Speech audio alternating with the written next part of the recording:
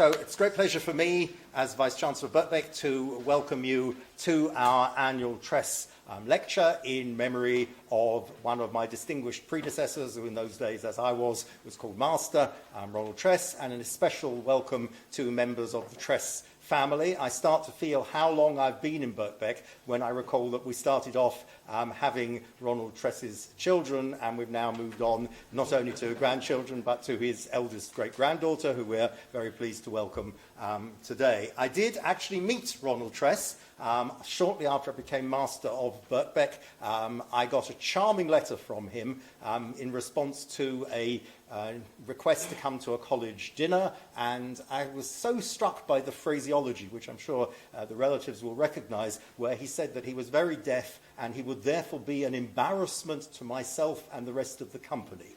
But of course, he said, you are welcome to come and meet me and have a chat, so which I did, and I had a very entertaining time despite having to speak quite loudly, but the responses were clearly of an enormously high intellectual calibre, and also warned me about how to deal with a rampant academic board, as there was in his day. It had all calmed down by my day until this year, when academic board became rampant again, and we had magnificent attendances, but lots of controversy, and I did think of Ronald Tress's ideas about how to deal with academic boards. So it's a really great pleasure to pass on to Ken, who's going to introduce this lecture on behalf of the Economics Department, which of course Tress founded. Don't stand up yet, Ken, because I'm going to make one more point about our distinguished speaker's title, which is that in 2009, the then Mayor of London, a certain Boris Johnson,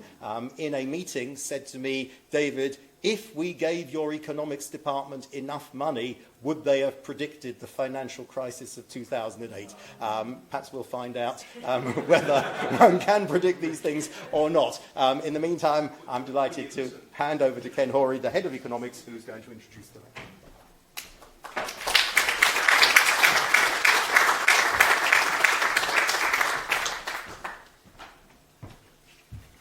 Thank you very much, David. Before I begin, Professor Jeff Waters, who's the Executive Dean of the School of Business, Economics and Informatics, sends his apologies for not being able to be at this lecture. This being Birkbeck, he's actually lecturing this evening, the evening class.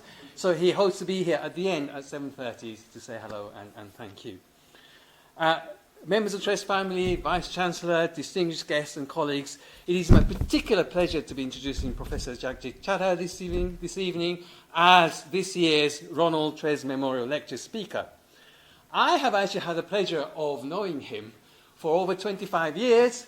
Jagjit at the time was a fellow at Clare College, Cambridge, where I did my PhD. And so he and I go back quite a long way, and I've watched with amazement of his promotion throughout the years. We actually, in fact, both still live in Cambridge, so we do often bump into each other on the trains. Now, Jagjit, as you know, is the director of the prestigious National Institute of Economic and Social Research, NIESR, and if you're regular readers of Financial Times, as I am, he is often quoted in the articles in that. And also, once I was watching BBC News, and there he pops out again, talking about the budget or other things. And it's really lovely to see a friendly face on the BBC. He is currently on secondment to NIESR from his position as Professor and Chair in Money and Banking at the University of Kent. Is that still correct? Oh, it isn't. That's on your Wikipedia page, so you need to update that. Right. Prior to that, he was a Professor of Economics at St Andrews, to which he moved from Clare College, Cambridge. Outside of academia, Jagjit has worked at the Bank of England on monetary policy, also as the Chief Quantitative Economist at BNP Paribas, during which time he was often seen in the first class of the train to King's Cross, whilst the rest of us sat in the second class. And he has also acted as the specialist advisor to the House of Commons, Treasury Committee and academic advisor to the Bank of England, Treasury and the Bank for International Settlements, BIS. In fact, there was once I bumped into Jagjit, he was on his way to speak at the Parliament to talk about LIBOR and all the mess, And he had actually written a paper on how LIBOR can be manipulated a few years before it all happened. And it was lovely to see him using his knowledge for that. As most of you also know, Birkbeck will have a connection with Gresham College because our Professor Sarah Hart of our department is the current Gresham Professor of Geometry. Jagjit was also the Mercer's Memorial Professor of Commerce at Gresham College from 2014 to 2018. To top it all, Jagjit also received the OBE in 2021 for services to economics and economic policy. As you note, that's after all the crisis has happened, so well done you. His only shortcoming is being a fully paid-up supporter of Leeds United. Is that still the case? Oh, yes. But probably the less said about that, the better, particularly this year. Jagjit's main research interests are in developing the links between finance and macroeconomics and general equilibrium models, and he has published widely in economic journals. More recently, he has published a number of papers related to the impact of quantitative easing on financial markets prices. Last year, he published this book, The Money Minders, The Parables, Trade-offs and Lives of Central Banking, available just outside on the desk, and you can get a personal signed copy for yourselves. I have gone. I've paid for it. Thank you. On this, I believe today's lecture is based on. Now, I'm particularly looking forward to this lecture titled What Went Wrong with the 21st Century Economic Policy, a View from Westminster. As an economist, we have gone through a lot of very interesting time in recent years. Brexit, COVID, negative interest rate, the Ukrainian war, and now double-digit inflation rate, mixed with Kwarteng mini-budget. Kwesi Kwarteng was one of our GD graduates. We don't actually disclose that very much. Anyway, and the banking failures of the last few months. I'm really looking forward to this lecture. Ladies and gentlemen, please give a warm welcome to Professor Jagjit S.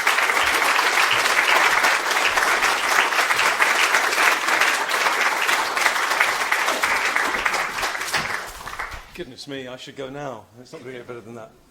Ken, thank you very much. I consider you a friend for so many years. And it's lovely to see you blossom as well, both with your wonderful family and what you're doing in this brilliant department here at Birkbeck. It's an absolute pleasure to see you anytime. So you're always welcome.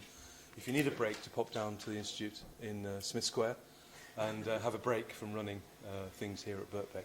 And thank you as well. I was going to say Master, but Vice-Chancellor, whatever the appropriate phrase is, thank you very much for your introduction, making time in your busy schedule to join us here this evening.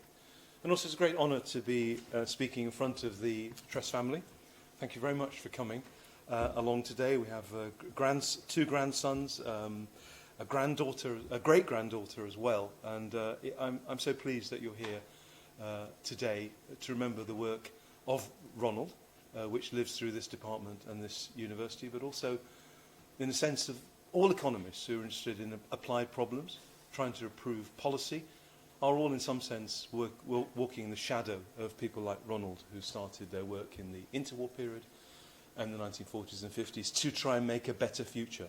And in a sense, that's very much what my talk is about. Let's try and identify the problems that we face, see if we can analyse them, and then ultimately formulate better policies. Because the policies we've been formulating haven't really been producing the outcomes we would have wanted. And we find ourselves in a position that I don't think any of us would have expected to be in or would prefer to be in, given some of the alternatives I might outline later on today. It's certainly been a very choppy 7 years at the Institute. Today is the 7th anniversary of my first press conference as Director of the National Institute, some 5 days after joining the National Institute.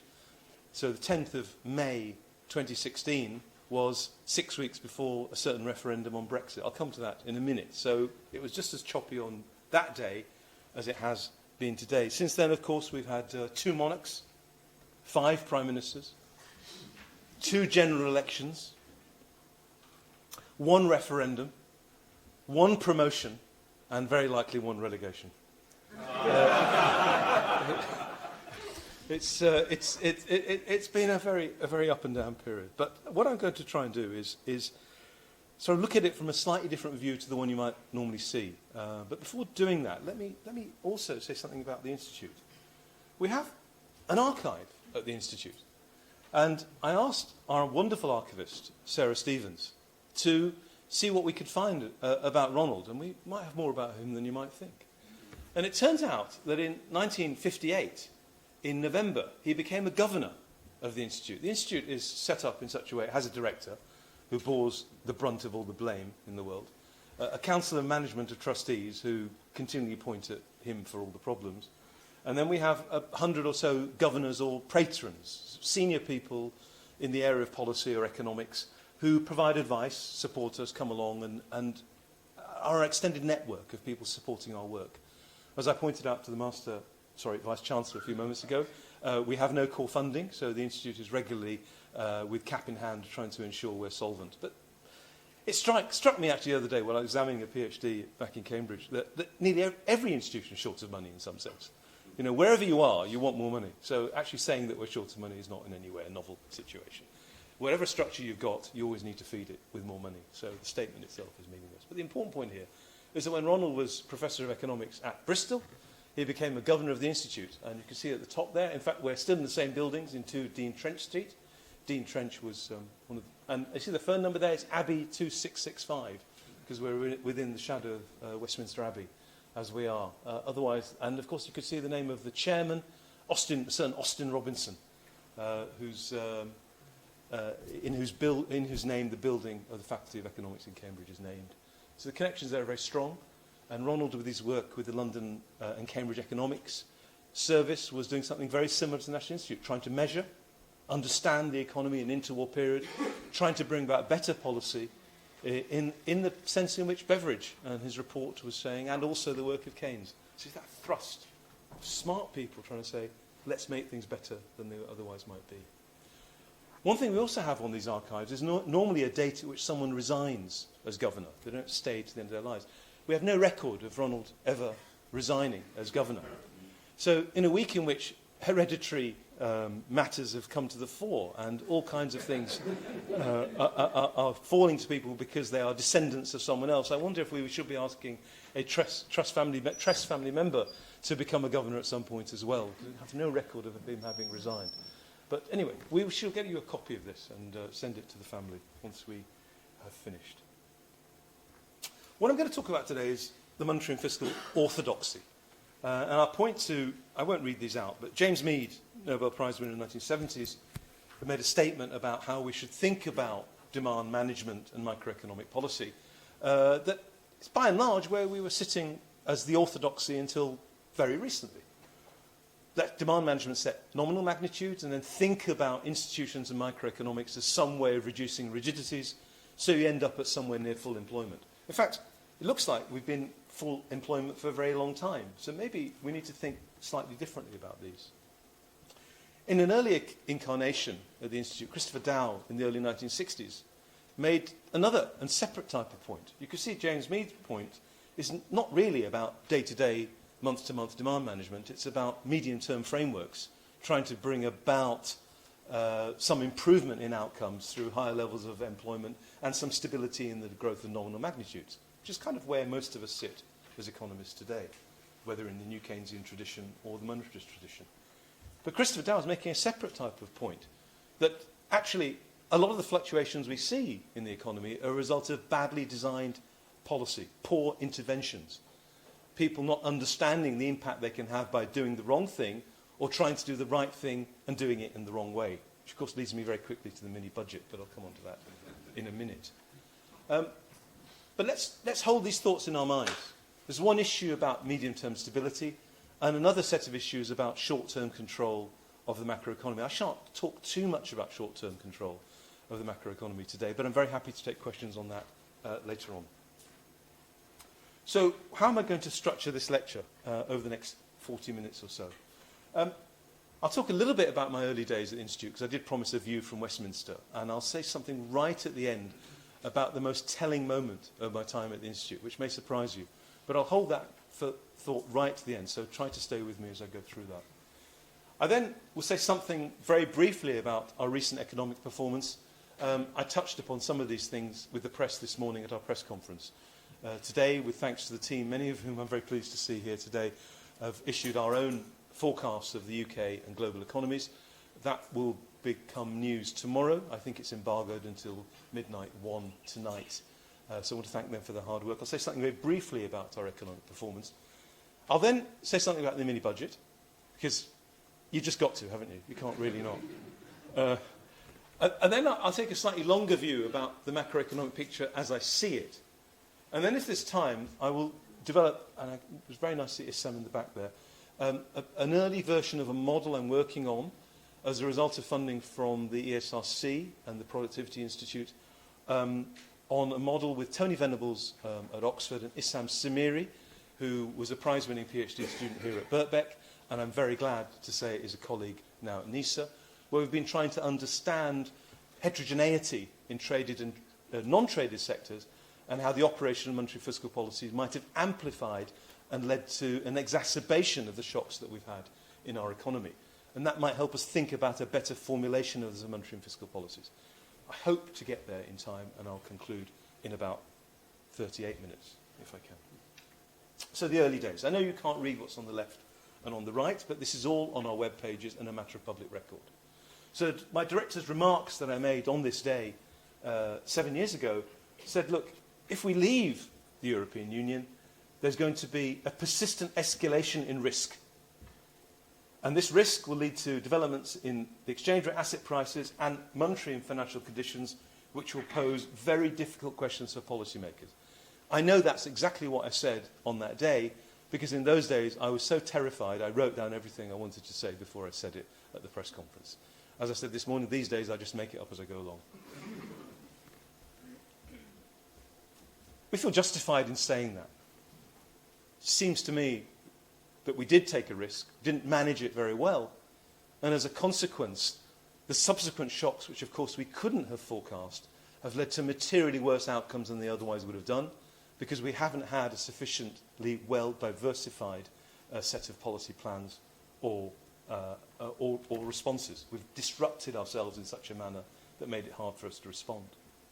I also published the only open letter I've ever done in my life. I get regularly asked to contribute to open letters. I don't, as a matter of course, because I generally, as an economist, find it hard to agree with anyone else. But in this case, Paul Johnson, who I think was the Tress lecturer a couple of years ago, and John Van Reenen, a friend of mine from the LSE, who was director of the CEP, Paul, director of the IFS, we got together over far too many beers and said, this is crazy as far as we can tell. And we said in this open letter, which was published on the 20th of June, that were we to vote to leave the European Union, it would lead to reduced investment, prolonged uncertainty, lower real wages, a lower value of the pound, and higher borrowing, lower public spending, and higher taxes. Now, as far as economists' predictions go, we all three stand by that statement. Unfortunately, it was only 3 days before the referendum and had precisely no impact, as far as I can tell. But there we go. Nobody likes a Cassandra. If you want more about the way we were thinking about things at the time, I did give a public lecture at Gresham on the 2nd of June 2016. This hyperlink will take you there, and you can watch that in exactly how I said it on the day to get an idea of how I talked about the risks. And my point on the day was, by voting to leave, I'm not necessarily saying it would have led to a worse outcome. It's simply that it seemed likely to me, and at the time, and I still think the same, that voting to leave was increasing the risk the UK economy would face, would increase the variance of possible outcomes, and therefore by voting to risk you had to be someone who was risk-loving rather than risk-averse. So I simply asked the question, are you risk-loving? And clearly, 52% of the population were risk-loving. I wonder if they've changed their mind. But anyway, let's move on. So that's where I started. Very, very steep learning curve. So what's happened to the UK economy in the 15 or so years since the financial crisis? You'll be familiar with these kinds of charts. This is GDP per head, a measure of average welfare in the economy. You can argue about GDP, whether it should be per head or per hour. Let's just take this as a broad measure, and let's not get too excited about the particular measure I put forward. And the two sets of points to make here is that performance after the financial crisis has disappointed on a secular basis, not just a one-off basis. That's led to frustration, because anyone drawing expectations in 2006, 27, 28 would have been severely disappointed by the outcomes over the next 15 years. And it's that sense of frustration I feel when I'm lucky enough to go around the country and talk to people and get an idea of how they're feeling about outcomes. It's not only understanding where we are, It's understanding that the performance has deteriorated to any sensible measure of where people thought we would be at this point in their lives. And I think that's the thing we need to think very hard about as an economy. And in light of COVID, we see a similar shock where GDP per head has also been shot down for various reasons. And current projections doesn't seem to have recovered even the trend that we saw after the financial crisis. So this kind of starts to build a picture of an economy that's more vulnerable to shocks, that is leading to a set of frustrated outcomes, that doesn't recover very well, maybe has lost some of its resilience, maybe is suffering from a lack of planning. And we'll come back to this point a little bit later on. And I'm sure you'll have your own views on this, and some of you may disagree with me. But another aspect of that is how the economy has responded to the most recent shocks of war and supply chains.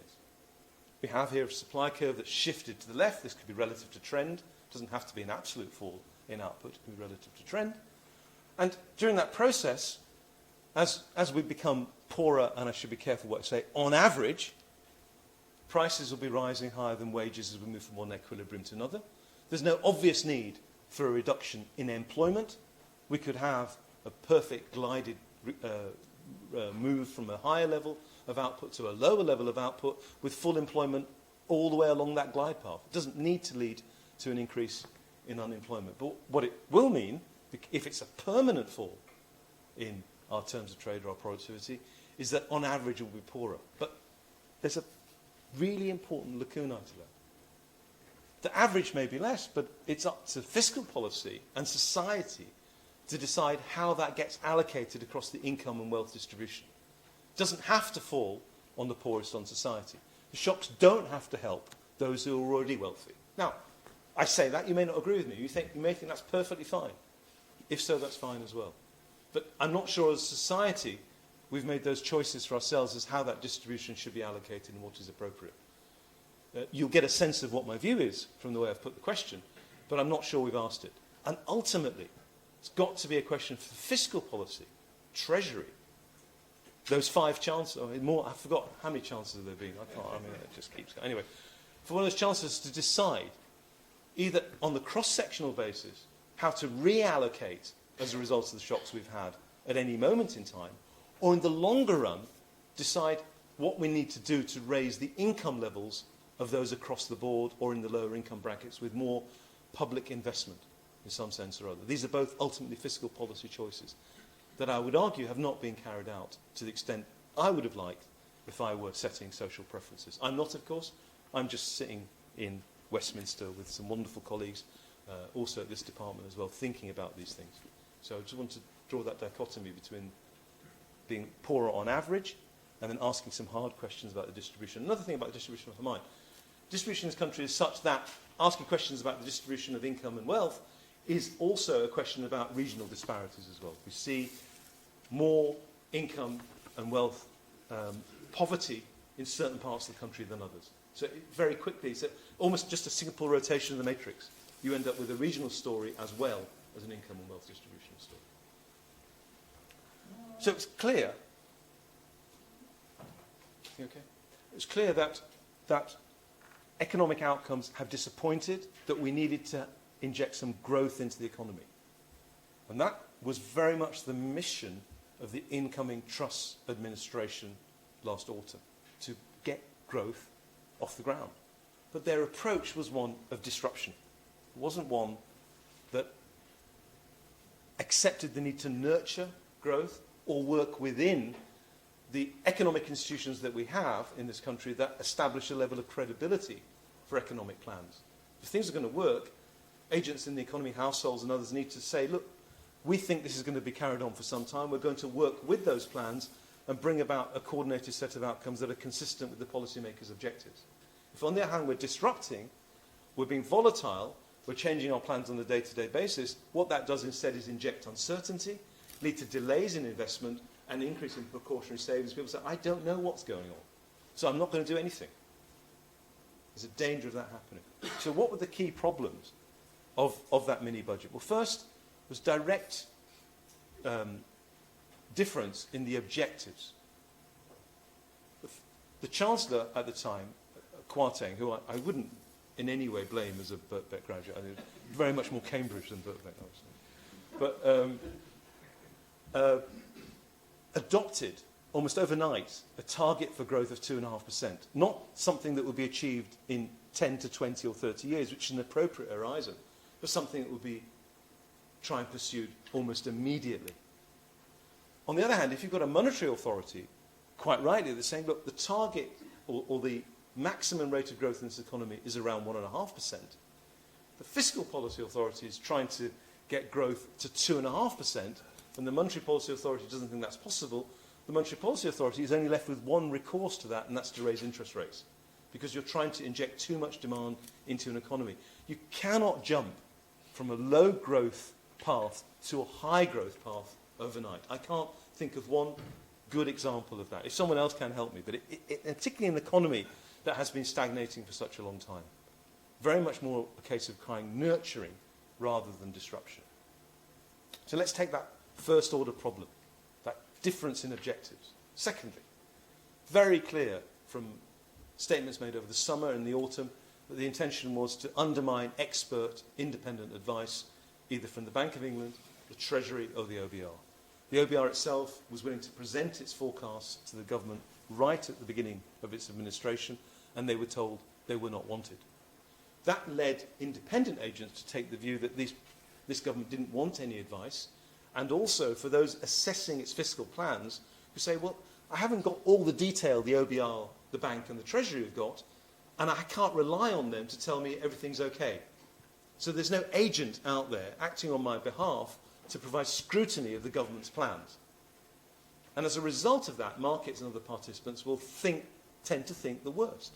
That's exactly why we have independent institutions, to not only tie the hands of politicians who have incentives that are very short run, but also to assess government plans as well. So example here is that if fiscal policy turns out to be too loose over time, the Treasury knows the Bank of England or the MPC is likely to want to raise interest rates more than it would otherwise have to do. That disciplining device ought to hold back some of the excesses of politicians over time. The third thing is almost direct. So we have two structural problems, and the third is that we already had inflation raging, an economy that was inflationary. So economy in which demand seems to be stripping far ahead of supply. And then we make an announcement that we're going to eject, according to NIESR's calculations on the day, some 2 to 3% of GDP into an inflationary economy. Not a great idea. So I think we should take the credit for this. What our argument was with the mini budget, it was all the right notes, but not necessarily in the right order. I'm pleased to say that a number of people in the press just stole that from us without citing us. But that's the problem if you're providing public goods. You say things and other people just take them off. It's fine. So what happened? There was a collapse in sterling, a collapse in bond prices, and a sharp fall in equities as the riskiness of UK PLC was perceived by many people to be problematic.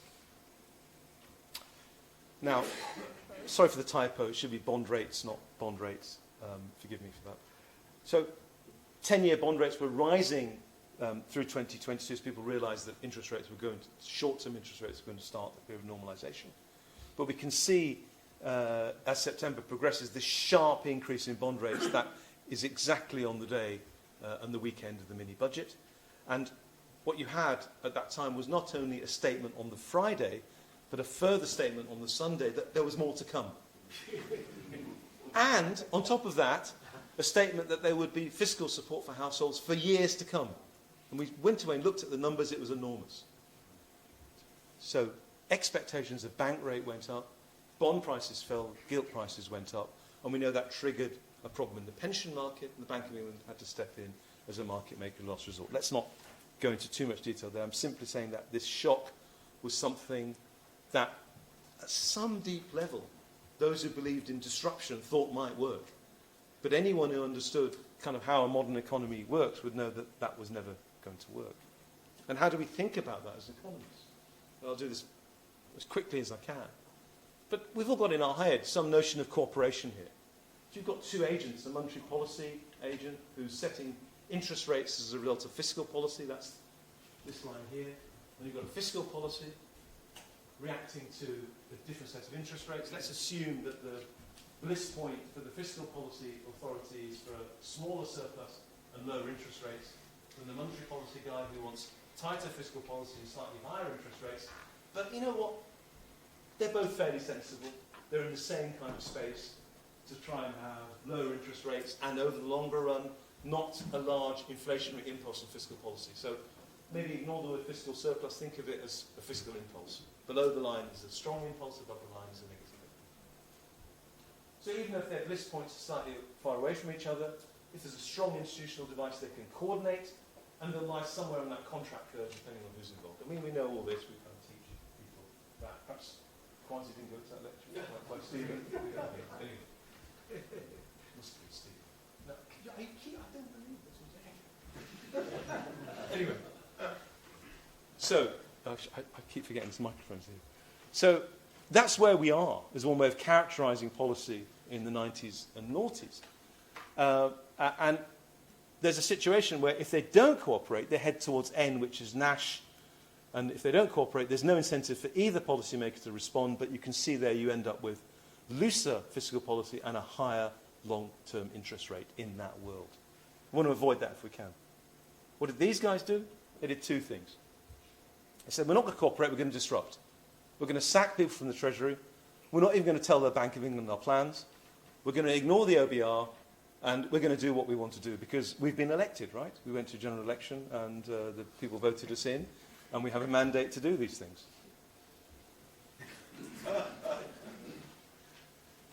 So, they're going to Nash. They're heading down there. But as well, compared to the previous chart, fiscal policy is going to be looser. So the fiscal policy has also moved down.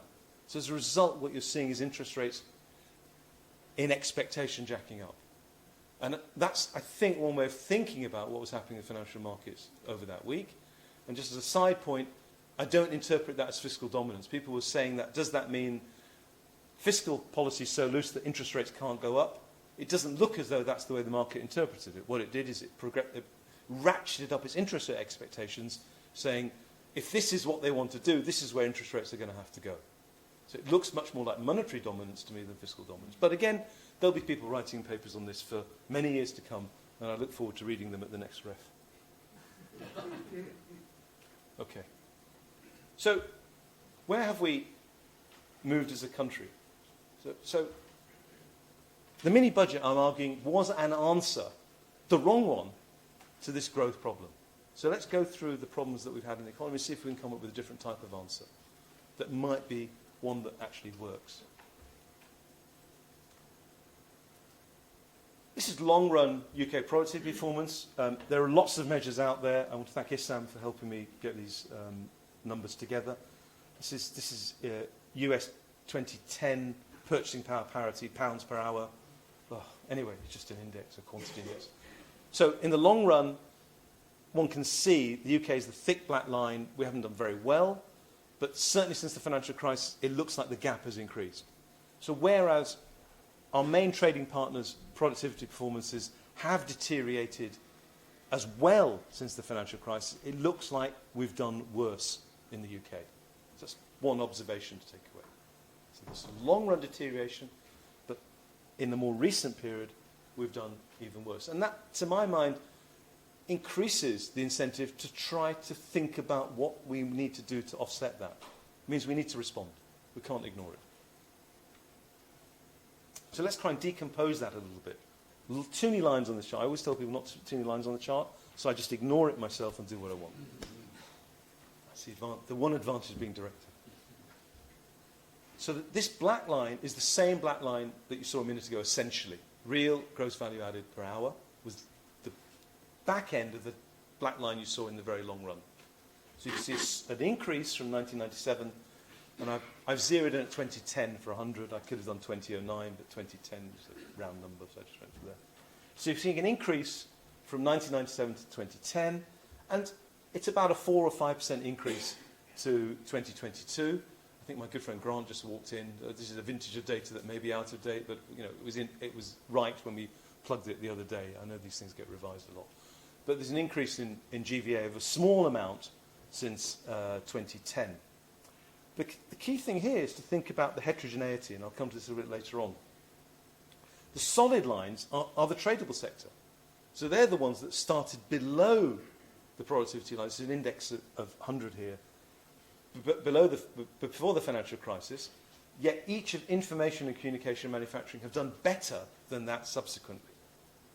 So if we want productivity to grow, it looks like we have to focus on the traded sector.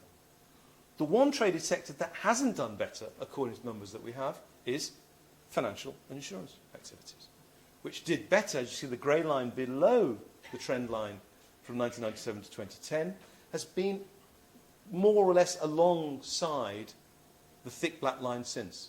So it seems to be some deterioration in the productivity performance of the financial sector. Now, I know there are a number of issues about measuring productivity in the financial sector. A lot of it is to do with fees and interest rates. But for an economy that is heavily exposed, is that the right word, or concentrated in the financial sector, the increase in regulation in the financial sector, it seems to us, may have played a role in the relative underperformance of that as a traded sector productivity in the last 10 or so years.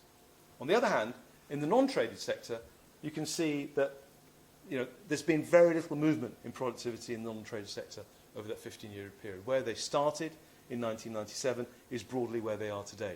So the non-traded sector is not one that is really contributing to an increase in productivity. So it seems to me that if we have an economy that does more and more non-traded sector work, it's not going to be a productive economy. We get an economy that does more traded sector work, except finance, it might well be an economy that grows more quickly. And we'll come back to this point at the end when we look at our model.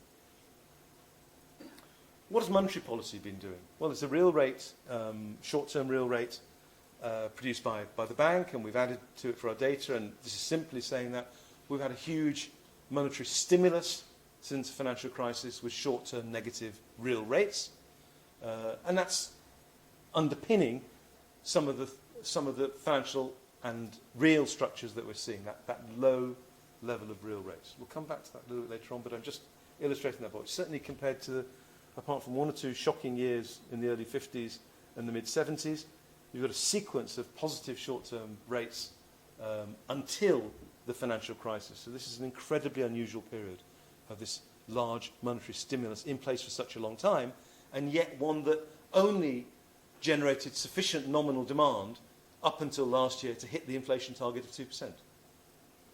It's an interesting juxtaposition. You can imagine that you could have negative short-term real interest rates such a long time and still only have inflation at 2%. There must be a question there as to what's gone wrong in the economy. So it doesn't fit with my ex-ante view as to what would have happened. Similarly, the real exchange rate has been depreciated significantly since the financial crisis for an elongated period. Both after the financial crisis and after Brexit, the real exchange rate jumped to try and help stabilise the external position. Of the view, generally, the exchange rate jumping to try and bring about some forward-looking sustainability in the current account. And you can see that happening again and again. But on a long-term basis, you see this large secular depreciation of the real effective exchange rate as a counterpart, in a sense, to loose monetary policy, which is interesting because most other major economies are having loose monetary policy as well. So you ask yourself, why is it that the UK effective exchange rate has stayed on a sustainably low level for such a long time? At the same time, gross public debt has ratcheted up twice from levels perhaps we were comfortable with. There's no really good science on what is an appropriate level of debt. We'll come back to this point a little later on. But 2 ratchets up of debt to levels that make most of us feel rather uncomfortable in peacetime, 100% or more. Seems to set alarm bells ringing because we've all got little debt dynamic models in our head that start to worry at that level of debt to GDP. And at the same time, those large levels of debt were supported by quantitative easing, which is a swap of long-term debt for short-term central bank liabilities, central bank money, and is alleviating some of the impact that would otherwise occur from the financial sector having to absorb those large amounts of debt. It's bringing down those long-term interest rates to lower levels than they would otherwise be as a result of those swaps. Fortunately, we're going through a reversal of that to some extent now. But I'm just drawing that picture to show you there was yet another form of monetary support over this period. So where did that leave us? Well, again, if we go back to the traded, non-traded sector point, if we take London as a traded sector, we can see over this period of expansionary monetary policy a huge increase in house prices, not reflected so much in the whole of the UK. And we can disentangle that. I don't want to go into house prices too much, and certainly I don't want to make a forecast of house prices falling, otherwise I may not get out of the room alive. At the moment I should take some water. But we'll come back to this point in a minute about the extent to which these low interest rates have supported asset prices and meant that those working in the traded sector have had to pay more to live in houses in the more congested parts of the country, and ask ourselves whether that is something we want as an economy. Because at the same time, we have a concern about increasing income and wealth inequality. Now, this data is from the 2022 Inequality Report, and it's just looking at two measures of inequality. There are lots of other things you can look at, and the Inequalities Review by Richard Blundell is producing lots of really good work on this we can look at. But what I take away from this is that the increase in income and wealth inequality that we can observe from the 1980s, if improve is the right word, doesn't seem to have got better in the last 10 or 15 years. It seems to have entrenched. So in that sense, it's not clear to me that the way the economy has been structured has allowed those income inequalities and wealth inequalities that have arguably got worse to improve over time. And again, it's a question for society or social preferences as to whether that's something that makes us nervous or not. Is it something we want to deal with? And we may want to ask ourselves some questions that if the level of public debt is high, and there are very high levels of income and wealth inequality, then maybe there are people we might be thinking about taxing in order to deal with that level of debt. It's not a debate we're particularly having in this country at the moment, but it does sound like an obvious next step. So far, growth is disappointed. Seems to be a difference between the trade and non-traded sectors. If we do something for the traded sector, that might be a good thing. We've had an enormous stimulus of monetary policy with low real rates, lower exchange rate and QE, and yet public debt has crept up, and income and wealth inequality remains problematic. And one of the issues here is that income inequality, even though we have full employment, is producing a large number of jobs which are on relatively low pay, for which we need structural fiscal support. So full employment is not itself generating a budget balance or a budget surplus. There's a permanent draw on the fiscal position because the jobs that we've got in the non-traded sector are paying low wages that is not allowing people to have a life that we might subscribe or accept as being something consistent with well-being. So that is leading to a draw on the fiscal authorities. So how do we add this all up? Well, I'm not sure we can, but I'd like to point to two more observations before discussing a model and then winding up in the next 10 minutes or so. I'll just take a sip of water. The fiscal debate we have in this country tends to concentrate on the below-line liabilities. Debt to GDP, 100% or more, something we need to get down, something we need to reduce. The government has to commit to reducing debt to GDP over a parliament. Otherwise, the financial markets will not want to hold our debt, and we won't be able to issue it if there's a bad thing that comes along in the future. This narrative is something we're all familiar with and we've heard a lot about. But the focus on the liabilities alone takes our eye away from asset creation.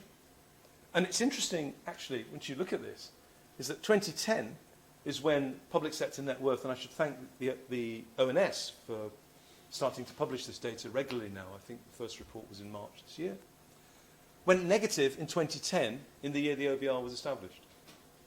And the OBR is an important independent institution, tasked with asking itself whether on the current government's plans, it will meet its own arbitrary target. What it cannot do, and we would love it to do, is to do counterfactual analysis. So what if we did something else? What would that do? What if we had public investment instead of public consumption? What would that do to the economy over the long run? That's not, I think, within its remit. That's a great shame, because we can't judge the counterfactual. So much of economics and macroeconomics is about the counterfactual. What if I did something else? Is that a better outcome for society than the one thing that's been chosen? That's what we use models for, more than anything else, is that counterfactual. And unfortunately, the OBR can't do that.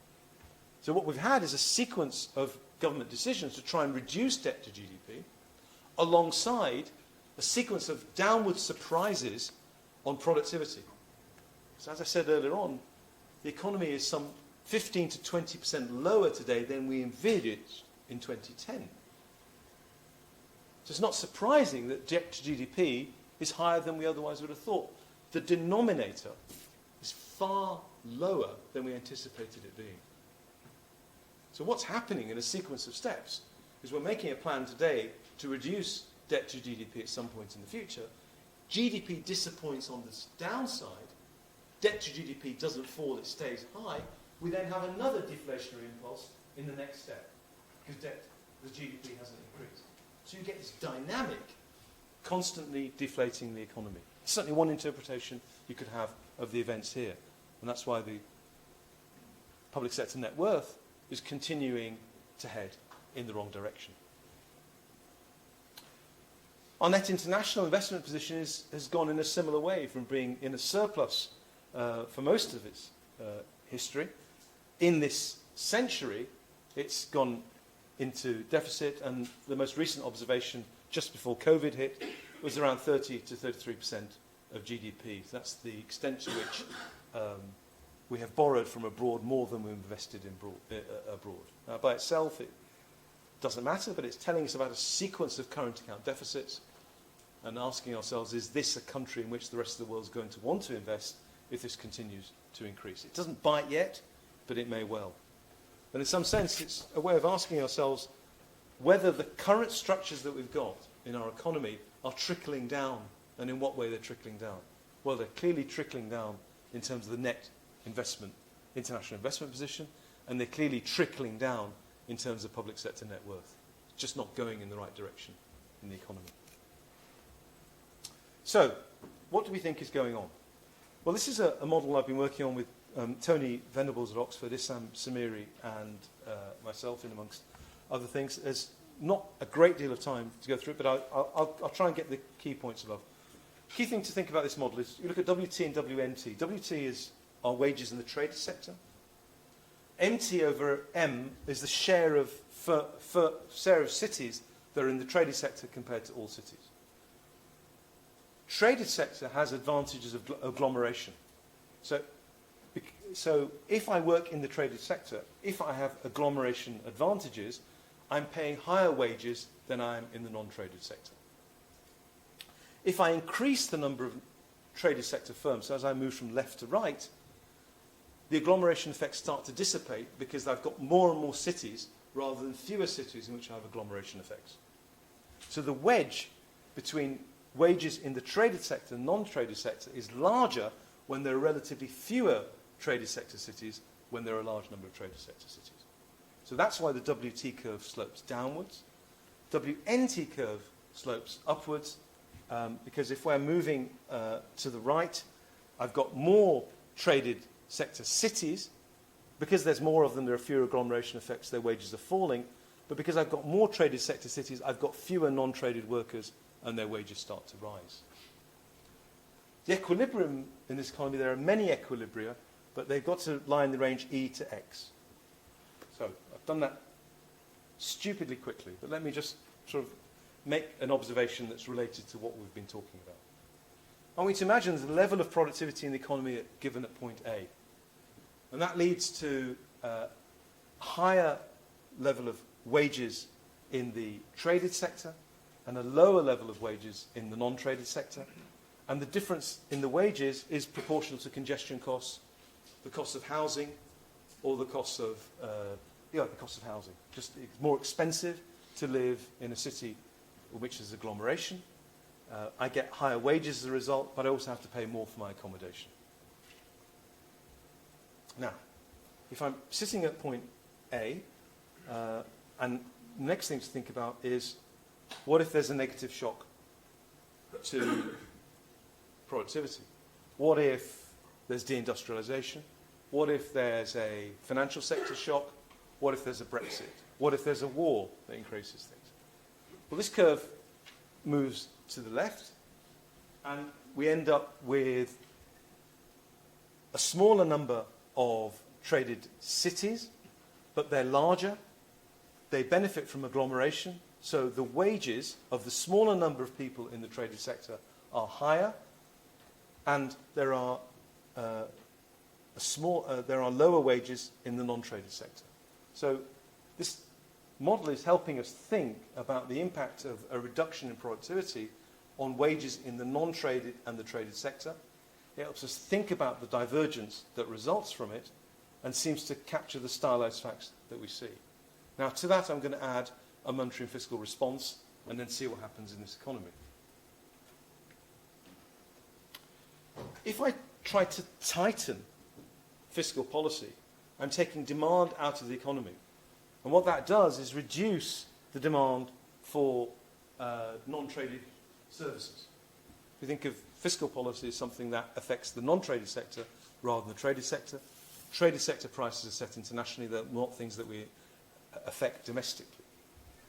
So the tightening of fiscal policy shifts the wages in the non-traded sector downwards, and potentially to a point at which it needs further support from fiscal policy because wages have fallen so much. This is a result of the deflationary pressure here. In order then to bid in those resources to the traded sector, you have loose monetary policy, which is depreciating the exchange rate, increasing the domestic price of traded goods, allowing wages to rise in the traded sector.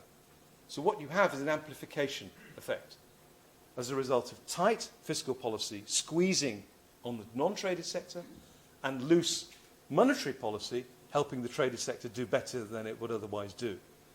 So what you get is an increase in income inequality, and the wedge between the traded sector and the non-traded sector increases, which directly drives up asset prices, because that's the cost of living in the traded sector in which there's agglomerated firms rather than the non-traded sector. So we're beginning to have a story that might help us understand what we're seeing and helps us understand why potentially a different configuration of monetary and fiscal policy might help. Now, to be clear, this doesn't mean you just reverse it, as we saw in the mini budget. It doesn't mean you have all of a sudden have to have loose fiscal policy and tight monetary policy. What you want is a world in which the negative shift in A star goes the other way. So thinking about what policies can you have to bring about better levels of productivity, but certainly squeezing on fiscal policy, which is bearing down on non-traded wages, may not be a good strategy if that is itself causing damage to the fiscal position because those people need support. So we're still working through the implications of this, but I think what we're getting is a story that's beginning to make sense to us as to how that might work. So where are our solutions coming from? Well, I want to point to two, and we're coming up to 7 o'clock, so I will finish on time, about 2 or 3 minutes. You can have an extra 10 minutes. No, I'm sure everyone's bored out of their mind. That's very kind. Did you not see the temperature drop? Feel the temperature drop when you said that? Let me. So I will just take a second then. Thanks for that. So I think what we're saying with the model that we're working with, and I'm not quite sure when the working paper will, probably in another couple of months or so, when I get around to it. But the model we're working with is saying, look, if there has been a negative shock to productivity, or scarring because of deindustrialization or the financial crisis or anything else, the configuration of policies we've had have probably amplified their impact on the economy by squeezing the non-traded sector and providing support through to the traded sector. And we're still trying to work out exactly what the optimal response could have been. Because in the end, a leftward shift from A to A star is not anything you can do anything about. The question is what you need to do to ameliorate that impact. So what are the kind of things that would help? Well, let me point to two things I think we've been looking at and thinking about, but we haven't yet quite worked out how to get that into the model.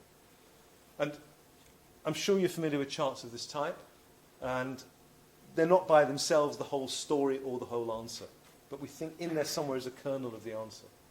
And as that real business investment has not done particularly well, this is an index of business investment deflated by the GDP deflator, negative shock after the financial crisis, a period of flatlining after the Brexit referendum, driven by the uncertainty of what form of trade agreement we would have with Europe and the rest of the world, as well as the political churn we've talked about.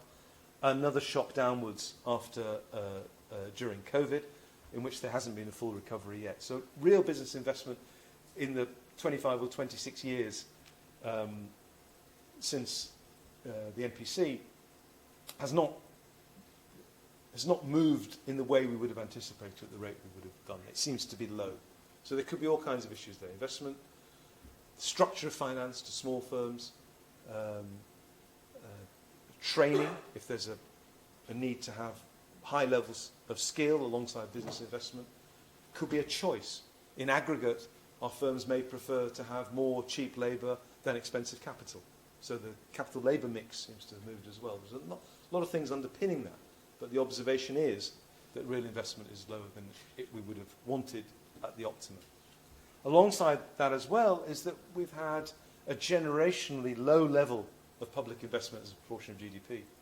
It's been around 1 to 2% in the 43 years since the incoming Conservative administration in 1979.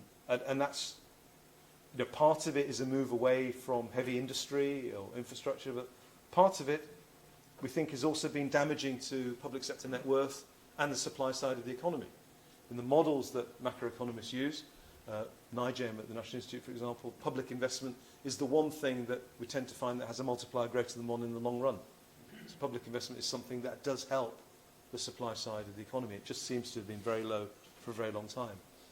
And another aspect of designing policy like that is that you can't have statements every year or every 6 months saying that public investment will go up and then go down again, or go up again, down again. You need statements over 5 or 10 years that are credible and that tie government's hands. Whoever comes in next. A commitment now to the election means nothing. The election could be any time, within 6 weeks of any moment at the moment. It doesn't really help. So there's two aspects of this. It's not only the level, it's the nature of the commitment over the long run that seems to be absent for public investment. So in summary, and I realise it's been just a stop or just crazy, but I think in many ways it's been a mirror of the 7 years I've been sitting in Westminster watching what's going on. There's an enormous amount of change and churn, and I've learned so much in this job and be forever grateful for the trustees for giving me this job. In fact, I think Charlie, who's here, was one of them who interviewed me on the day, and I thank you very much for the chance to have learned in the way I have. Otherwise, to be honest, I would have spent the last 7 years working with Keynesian DSG models, which no one ever read anyway. And so it's been a very good experience to think more about these kinds of things. But so I'll finish with some points and my final observation. Our monetary focus is in need of repair. There's a danger. I give evidence regularly to the House of Lords and Treasury committees that the Bank of England is asked to do too much behind the scenes. Many in government also ask the Bank of England to do its analysis for it, rather than having people in economics departments, in departments themselves doing it, or asking the OBR. There needs to be a much clearer demarcation of the work that the bank should do, which is essentially something very easy to define: monetary and financial stability, and not a lot else. Keep it simple, I would say. And it shouldn't be considered to be the only game in town. The fiscal budgetarians constantly focus on debt to GDP. As I've tried to demonstrate today, it's not a very good way of thinking about the macroeconomy, and we need a much richer dialogue. And we all in this room need to contribute to that. We shouldn't get trapped into that statement about how much fiscal space there is, whether we worry about debt. We need to ask ourselves, what is it being used for? What's the nature of the fiscal plan? One of the things we've talked about for a long time or asked for is for an annual State of the Economy address by the Treasury. Let's tell us where we are. Make a statement about where income per head is, where well-being is, what's the queue in various hospitals. And next year, let's see if it gets better. Let's just do that every year. Let's commit to a proper analysis. Let's not call it a doomsday book, but something that tells us where we are as an economy. Very hard to find that. We do it at the Institute on, I may say, meagre funding every quarter.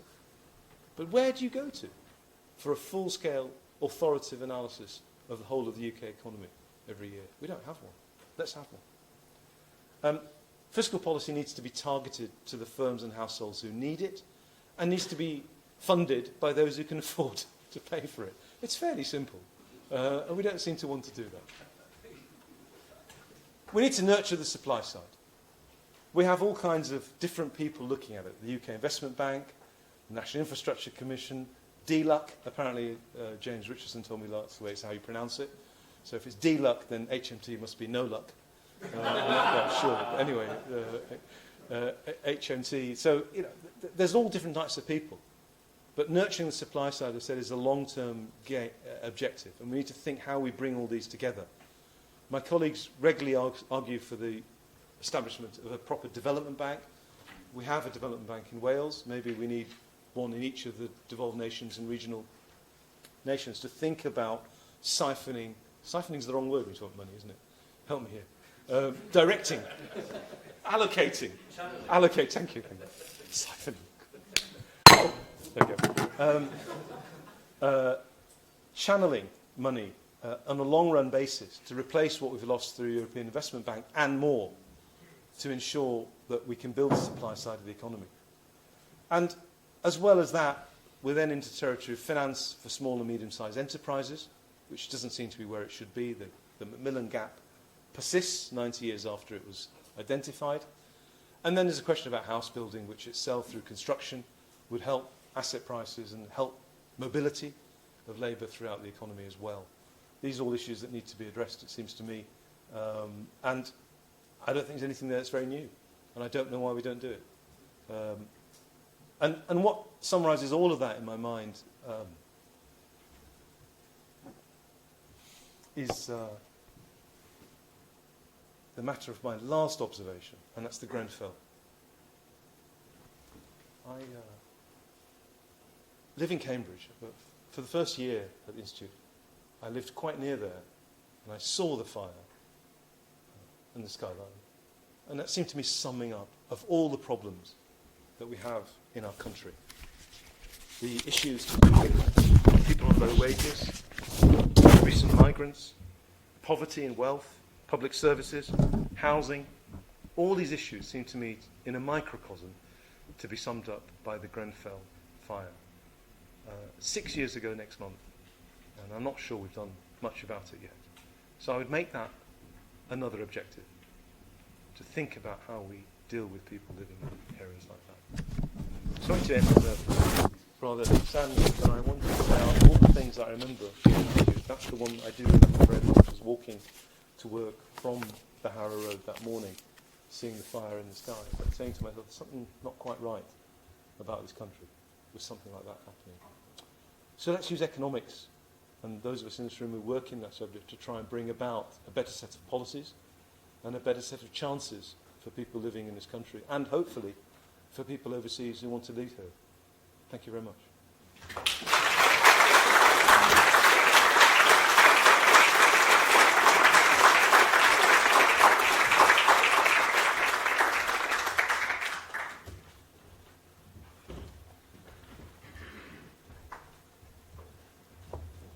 Isn't it reassuring to know that somebody who understands but also cares is in this position as a director of NIESR?